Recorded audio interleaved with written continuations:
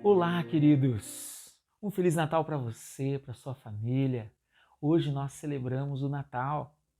O Natal nos traz aquele desejo de ver dias melhores. E todos nós ansiamos por dias melhores.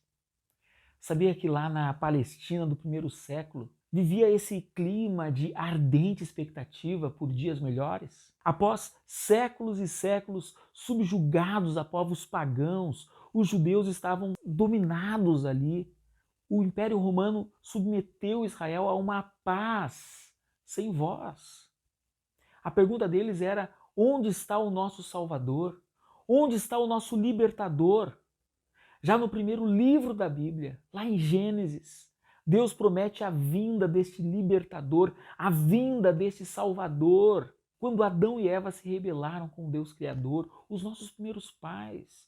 Sim, Deus prometeu que o descendente da mulher esmagaria a cabeça da serpente. Mas os judeus, agora, lá no primeiro século, ainda estavam vivendo sob dura opressão.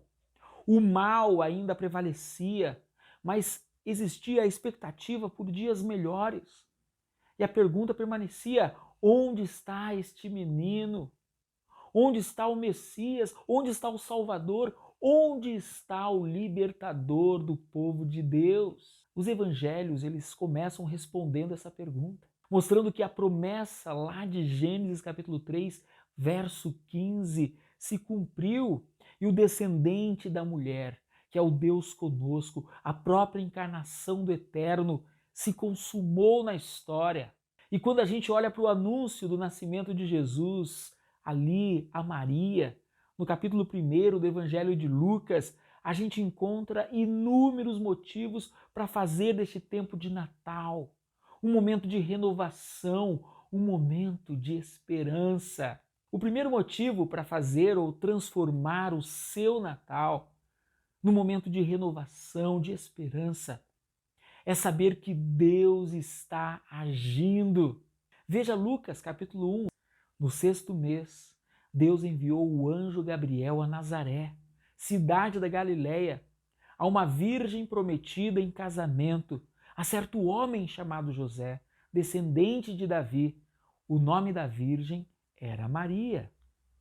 A Galileia, ela ficava ali na zona norte da Palestina, numa região que fazia divisa com lugares habitados por gentios ou não judeus. Por conta disso, a influência do paganismo era muito maior na Galileia. Esta influência fazia que a maioria dos judeus da parte sul ali da Palestina, da Judéia, desprezassem os galileus. E havia até uma conversa entre eles de que nada de bom da parte de Deus viria da Galileia. No entanto, Deus decidiu revelar, anunciar a vinda do nascimento do seu filho, a encarnação do Eterno ali na Galileia, num povoado insignificante chamado Nazaré. Nazaré, de fato, para um judeu, era um lugar menos provável para que Deus se manifestasse como ele o fez na história. Mas é para lá que Deus envia o seu anjo, o anjo Gabriel, o mensageiro de Deus, para se encontrar com esta jovem, uma adolescente que tinha ali entre seus 14 e 16 anos, chamada Maria. Deus resolveu se revelar na história através de uma pobre judia adolescente. Por quê? Porque Deus está ensinando que ele faz coisas extraordinárias por intermédio de gente simples, de gente humilde e até mesmo de gente desprezada. O Natal é um golpe mortal no orgulho religioso que faz a gente desprezar pessoas por achar que são moralmente superiores. Porque Deus, ele se aproxima daquele cujo coração é quebrantado, daquele cujo coração é humilde. Mas o segundo motivo para fazer este Natal um momento, uma oportunidade de renovação e esperança, é a presença de Deus. Acompanhe comigo a leitura. O anjo, aproximando-se dela, disse: alegre-se, agraciada, o Senhor está com você. Maria ficou perturbada com essas palavras, pensando no que poderia significar essa saudação. Mas o anjo lhe disse: não tenha medo. Maria está nos seus afazeres diários, na sua rotina, vivendo um dia como qualquer outro. E de repente aparece um ser angelical na frente dela, dizendo para ela: agraciada é você, Maria, Deus está com você. E o sentimento de Maria é absolutamente compreensível. Ela fica com medo. O anjo identifica o medo de Maria e diz: Maria, não tenha medo. E é interessante que Deus repete isso o tempo todo na Bíblia, porque Ele sabe que nós temos medo. E às vezes nós somos governados por este medo. E parece que Deus repete isso o tempo todo, porque Ele sabe que nós precisamos ouvir: não temas, não tenha medo. O medo cresce quando a fé diminui. O medo cresce no solo da incredulidade. O medo cresce no solo da desconfiança do cuidado de Deus. É quando a gente começa a confiar no que é passageiro e naquilo que é circunstancial. E olha só como o anjo vai tratar, cuidar do coração de Maria. Ele diz: alegre-se, agraciada. Maria, você foi agraciada. E na raiz da palavra agraciada está o termo graça. O que o anjo está dizendo para ela é que a Maria era amada por Deus. Alegre-se, agraciada, você é alvo da graça, você é amada, não tenha medo, Maria, você é agraciada. E assim o anjo vai arrancando a raiz de medo do coração de Maria. Maria, você é o alvo da graça de Deus. Deus ama você. Deus está com você. O Deus de toda graça, o Deus de todo amor é por nós. E isso me faz lembrar o Salmo 23, que diz: ainda que eu ande pelo vale da sombra e da morte, eu não vou ter medo, porque o Senhor, o meu pastor, está comigo. Ele cuida de mim. Em outras palavras, independentemente do que você estiver passando, absolutamente nada na sua vida vai acontecer sem que antes passe pelo crivo do amor de Deus por você. O que está roubando o seu sono? O que está tirando a sua paz? O que está assaltando a sua fé? O que está estrangulando você emocionalmente? O que está perturbando você? Será que é a sua recolocação profissional? É a sua vida financeira que este ano pareceu ruir? É a sua família que de repente você percebe está caminhando de mal a pior? É as incertezas relacionadas ao ano por vir? Quem sabe é o medo do futuro? Nós de repente pensamos: o que o futuro nos reserva? O que o futuro está preparando para mim? Nós não sabemos o que nos espera no futuro, mas nós sabemos quem nos espera no futuro. Quando a gente não sabe o que espera a gente no futuro, a gente fica com medo.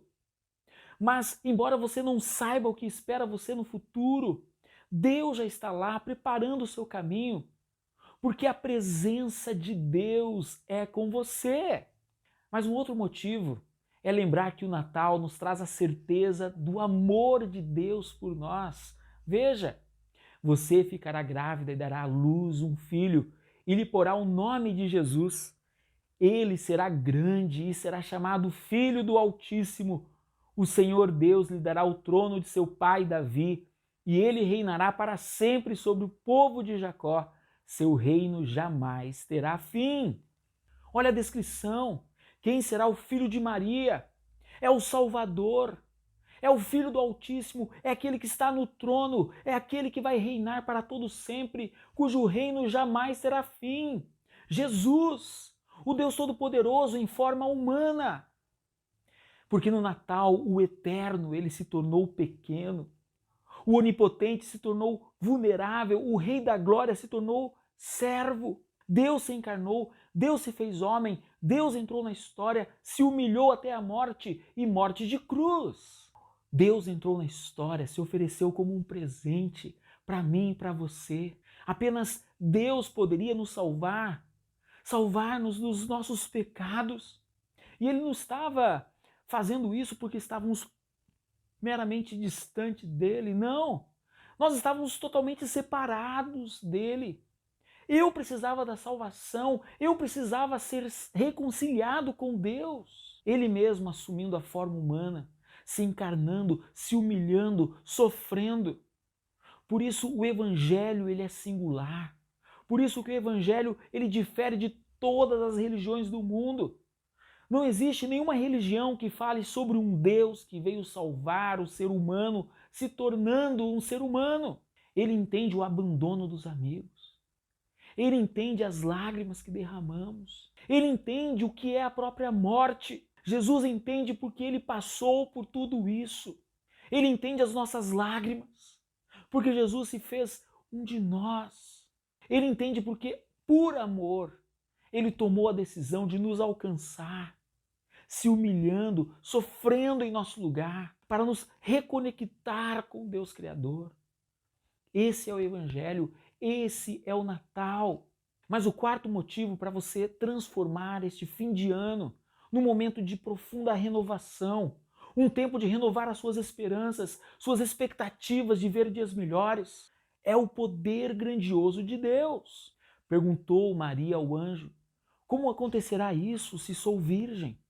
O anjo respondeu: o Espírito Santo virá sobre você e o poder do Altíssimo a cobrirá com sua sombra. Assim, aquele que há de nascer será chamado Santo, Filho de Deus. Também Isabel, sua parente, terá um filho na velhice. Aquela que diziam ser estéril já está em seu 6º mês de gestação, pois nada é impossível para Deus. Pois nada é impossível para Deus. 2 nascimentos milagrosos. O primeiro de uma mulher idosa e estéril, Isabel. O segundo nascimento milagroso, uma jovem virgem que nunca tinha tido contato com seu noivo José. 2 fatos inquestionáveis a respeito do poder de Deus. Por quê? Nada é impossível para Deus. Querido, nada é impossível para Deus. Eu sei que a gente está vivendo momentos de luta, de uma crise política em nosso país, de uma crise judiciária em nosso país, de problemas muitas vezes aparentemente insolúveis, de barreiras muitas vezes intransponíveis. Eu sei. Mas no meio de tudo isso, Deus tem dado prova de quanto nos ama, de quanto o seu poder é grandioso, mesmo quando não entendemos algumas situações. Deus pode transformar o nosso vale em um vale de bênçãos. Por quê? Porque nada é impossível para Deus. Deus pode curar os nossos sentimentos. Deus pode renovar a sua esperança. Talvez você precise de uma reconstrução em algumas áreas da sua vida. E eu te pergunto, como você está? Como está a sua vida? Como está o seu emocional? Como está a sua mente? Como você está? O que você está precisando? Eu quero te dizer, nada é impossível para Deus. Nada é impossível para Deus. Seja qual for o seu problema, lembre-se que o Natal nos mostra que aquilo que para nós seria impossível de acontecer, aconteceu. O Deus eterno entrou na história, o Deus Todo-Poderoso se tornou um bebê indefeso nos braços de Maria. Esse foi o maior milagre, a maior demonstração do poder de Deus já visto na história. Se ele fez isso, ele pode fazer algo diferente na sua vida neste Natal. Diante desses motivos, veja a resposta de Maria diante do grande desafio que estava diante dela. Respondeu Maria: sou a serva do Senhor, que aconteça comigo conforme a tua palavra. Então o anjo a deixou. Naquela época, o casamento acontecia de maneira bem diferente da nossa cultura. O casamento era regido pelos pais, os pais arranjavam e faziam um contrato de casamento entre eles. O pai do noivo pagava ali uma quantia para o pai da noiva. E depois de alguns meses, você tinha lá uma grande festa, as bodas, uma festa de casamento que durava aí quase uma semana. E o final dessa festa, então, combinava com a noite de núpcias. Agora pense comigo. A quebra deste contrato feito pelos pais era considerado ali pela lei mosaica, pelo Antigo Testamento, como divórcio. Tamanha a importância desse contrato. Era algo muito sério. Agora pense só em Maria recebendo a notícia que ela ficaria grávida antes das festas, das bodas ali do casamento. E antes da noite de núpcias com seu noivo José. Era divórcio na certa e pior, era muito perigoso aceitar esse projeto, essa missão de Deus. Porque ela poderia ser considerada, inclusive pelo seu futuro esposo, como uma mulher adúltera. O adultério era um crime passível de morte no Antigo Testamento. O adúltero era levado em praça pública e apedrejado ali diante de todos. Quando Maria diz que se cumpra em mim a sua palavra, ela está disposta não só ao divórcio, mas ela está disposta também a ser apedrejada e morta. Será que o seu futuro marido, José, aceitaria a história do nascimento miraculoso de Jesus? Ela também não sabia nesse ponto que Deus falaria com José através de sonhos, dizendo para José, olha, receba Maria como sua mulher, preserve-a. Não, ela não sabia disso. Então o que ela está fazendo aqui é muito sério. Maria está disposta a perder tudo pela sua obediência a esse Deus, cujo jeito de agir, às vezes, nós não entendemos. Ela está disposta a fazer a vontade de Deus, custe o que custar. Pode ser que você tenha hoje essa dificuldade de dizer para Deus, Deus, Senhor, faça o que quiser da minha vida. Porque parte da nossa dificuldade de ser discípulo de Jesus é que nós queremos caminhar ao lado dele, sim, mas manter o controle da nossa vida. Às vezes nós estamos diante de Deus dizendo, olha, Deus, olha, eu quero que o Senhor esteja comigo quando eu precisar de ajuda, mas eu não quero ter um compromisso tão sério assim. Deus, olha, eu não quero ter um compromisso tão sério ao ponto de abrir mão do que eu quero, abrir mão do controle da minha vida, perder aquilo que eu amo. Deus, eu quero que o Senhor esteja comigo, olha, me ajude nos momentos difíceis, nos momentos que eu precisar, mas eu não quero entregar, Senhor, a minha família para o Senhor, eu não quero entregar o meu trabalho, a minha profissão, Senhor, eu não quero entregar as minhas finanças. É difícil para mim.